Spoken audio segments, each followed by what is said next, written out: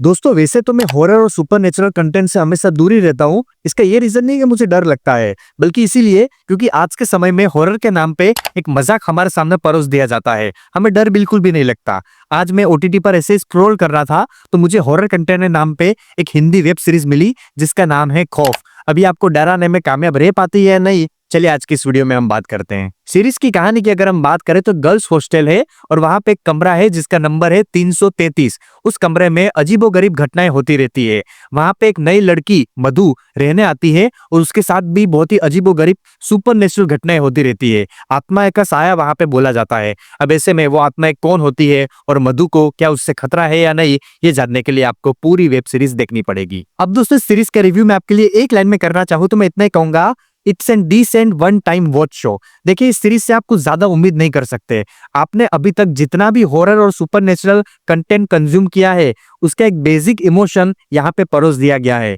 मतलब जितने भी चीजें आपने आत्मा, भूतों और हॉरर कहानियों में देखी है, बिल्कुल वही चीज आपको इस चीज में देखने को मिलेगी। यहाँ पे कुछ नई उम्मीद आप नहीं देख सकते, कुछ भी नई चीज आपको देखने को नहीं मिलती। कहानी आपने ऐसी बहुत बार देख रखी है जहाँ पे कमरा है, भूतों का साया है, कुछ सुपरनेचुरल हॉरर एक्टिविटी होती रहती है, तो बिल्कुल ऐसी ही कहानी है। लेकिन फिर भी इस कहानी को देखते वक्त आप बोरियत फील नहीं करते। शुरुआत से लेकर अंत तक इसका जो स्क्रीन प्ले है वो आपको बिठाने में कामयाब रहता है। पता नहीं क्यों, मैंने भी ये कंटेंट ऑलरेडी देख के रखा है, लेकिन फिर भी मुझे 8 एपिसोड देखने में कभी बोरियत महसूस नहीं हुई। मुझे ऐसा ही लगा कि नहीं यार चलो, मुझे देखने की इच्छा हो रही है, उत्सुकता आपकी बढ़ती जाती है। तो कम से कम इस सीरीज का जो स्क्रीन प्ले है वो आपको बिठाने में कामयाब रह पाता है। परफॉर्मेंस की अगर हम बात करें तो जहाँ पे एक तरफ बॉलीवुड के नेपो किड घटिया से घटिया परफॉर्मेंस दे रहे हैं, वहां पे ये उभरते हुए सितारे इतना लाजवाब परफॉर्मेंस इन लोगों ने दिया है कि आप उनकी तारीफ करते हुए थक जाओगे। मतलब सभी के सभी एक्टर्स, आपको उनका नाम तक पता नहीं होगा, लेकिन इतना लाजवाब उन लोगों ने काम किया है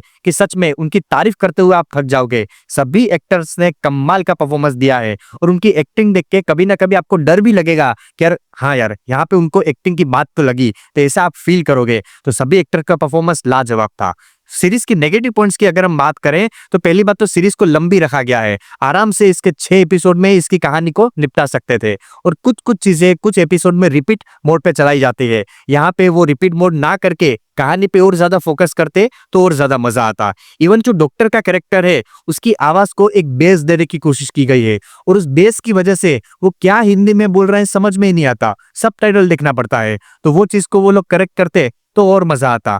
बाकी कहानी में कुछ नयापन नहीं है, लेकिन अगर आप अकेले बैठे हो, कोई भी कंटेंट अवेलेबल नहीं है, तो इस सीरीज को आप एक बार के लिए जरूर से देख सकते हो। कम से कम ये आपको निराश तो बिल्कुल नहीं करेगी, आपका टाइम पास तो करवा देगी। इस सीरीज को जो लेंथ है, टोटल 8 एपिसोड है और हर एक एपिसोड की लेंथ 40 मिनट से लेकर 45 मिनट के आसपास है और ये सीरीज आपको Amazon प्राइम वीडियो पर हिंदी लैंग्वेज में देखने को मिल जाएगी। मैं इस सीरीज को दूंगा 6 आउट ऑफ 10 स्टार्स। आपके रिव्यू कैसा लगा कमेंट सेक्शन में जरूर बताएगा और अगर रिव्यू अच्छा लगा हो तो लाइक जरूर कीजिएगा। तब तक के लिए फिर मिलते हैं।